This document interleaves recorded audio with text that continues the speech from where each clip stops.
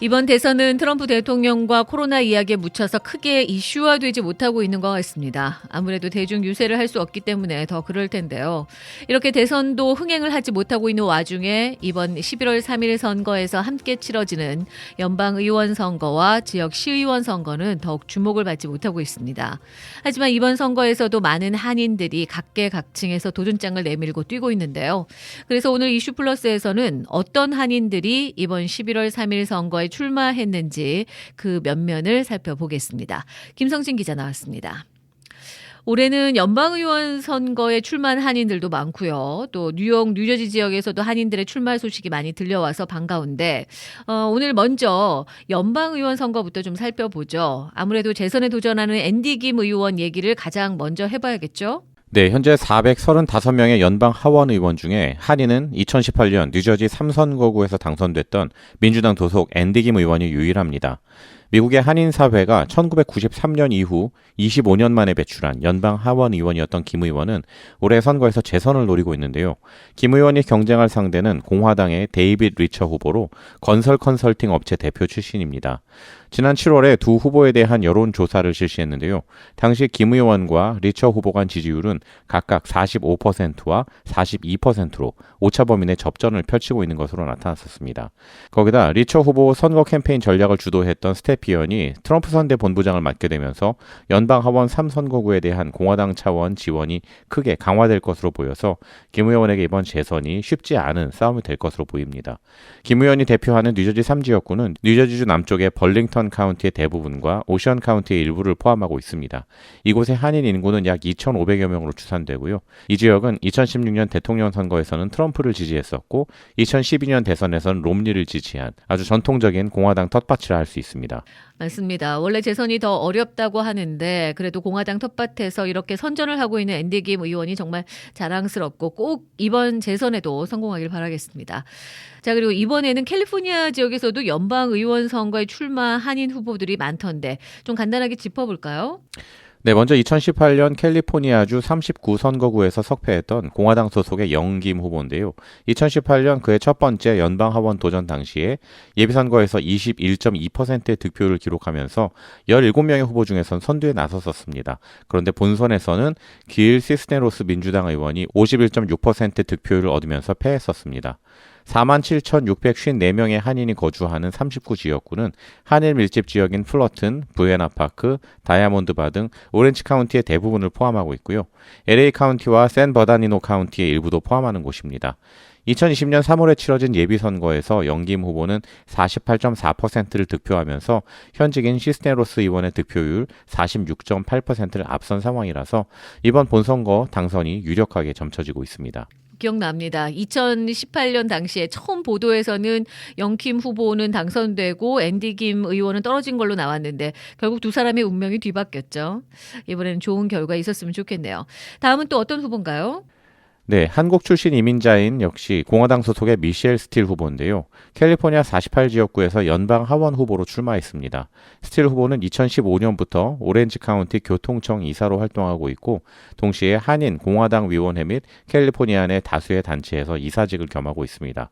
캘리포니아 48지역구는 2018년에 10선의 현직 의원을 상대로 53.5% 득표율을 기록하며 당선됐던 민주당의 할리 루다 의원이 현재 대표하고 있습니다. 이번 본선거에서 현직인 루다 의원과 경쟁을 해야 하는 스틸 후보는 지난 3월 3일 예비선거에서는 루다 의원에 비해서 득표율 면에서는 좀 낮게 나왔습니다.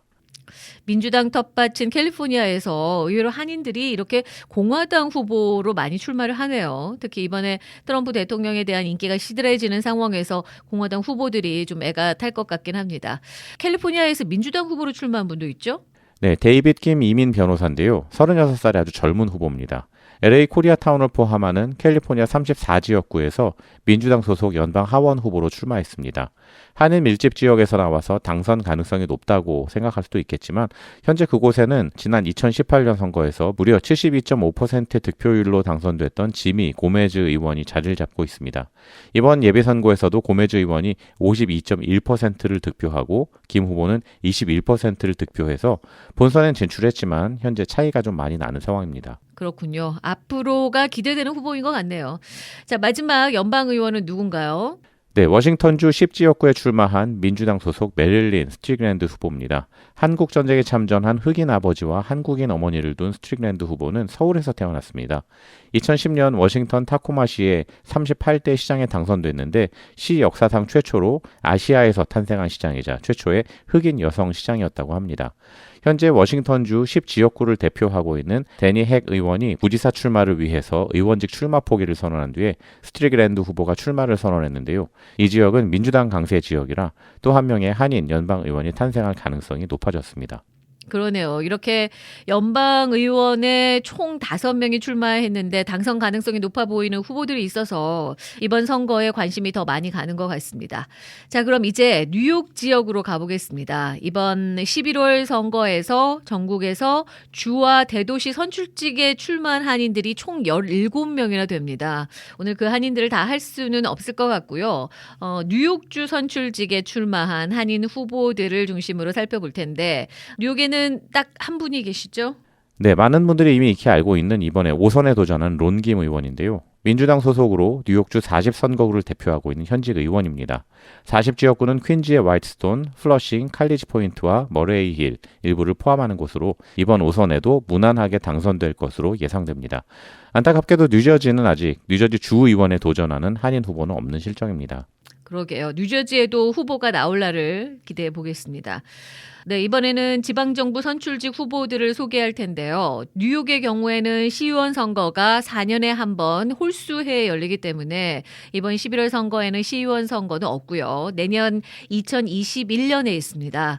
현재 내년 선거에 출마하겠다는 한인 후보들이 많이 나오고 있는데 오늘은 이번 11월 선거에 출마하는 한인 후보들만 소개하고 있으니까 뉴욕은 건너뛰고요. 뉴저지 시의원 후보들을 알아보죠. 이번에 한인 후보들이 꽤 많이 나왔어요. 네, 그렇습니다. 뉴저지 한인 밀집 지역을 중심으로 시의원과 교육위원에 출마한 한인 후보가 총 7명인데요. 먼저 팰리세이즈 팍에서는 민주당 후보로 이번에 처음 선출직에 출마하는 박재관 후보가 나섰고요.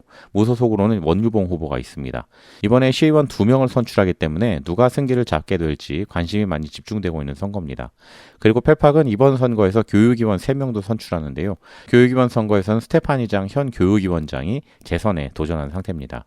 네, 그럼 펠팍은 총 3명의 한인들이 출마를 한 거네요. 그 다음에는 포트리로 가볼까요? 네, 포트리에서는 3선에 도전하는 민주당 소속의 폴윤 현 시의원이 당내 경쟁자가 없어서 일찌감치 본선에 진출해 있는 상황이고요. 잉글루드 클립스에서는 공화당 소속의 박명근 전 시의원이었죠. 박명근 후보가 출마를 했습니다. 특히 놀우드에서는 처음으로 한인 후보가 시의원 선거에 도전했는데 바로 법무법인 김앤배의 김봉준 대표 변호사가 시의원 공화당 후보로 출마를 하면서 이 지역에서 처음으로 한인 후보 선출직 정치인을 배출할 가능성이 생겼습니다. 놀우드 역시 한인들이 많이 거주하고 있는 지역이라서 이번 선거 결과에 관심이 쏠리고 있습니다. 그리고 리치필드에서도 한인 후보가 시의원 선거에 출마해 주목을 받고 있는데요. 바로 무소속으로 출마한 사라 김 변호사입니다.